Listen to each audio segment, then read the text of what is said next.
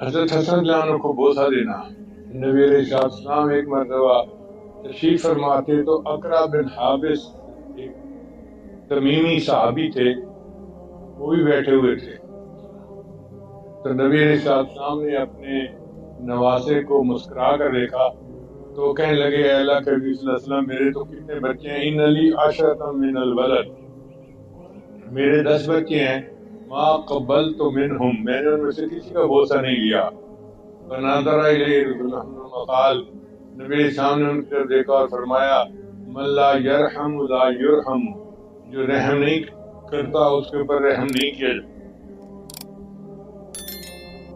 ایک مرتبہ سیدنا حسن اور سیدنا حسین دوران خطبہ آ گئے تو نبی علیہ السلام منبر کے اوپر سے اترے اور ان کو اپنے پاس اٹھایا اور پھر منبر پر چڑھ کر خطبہ دیا.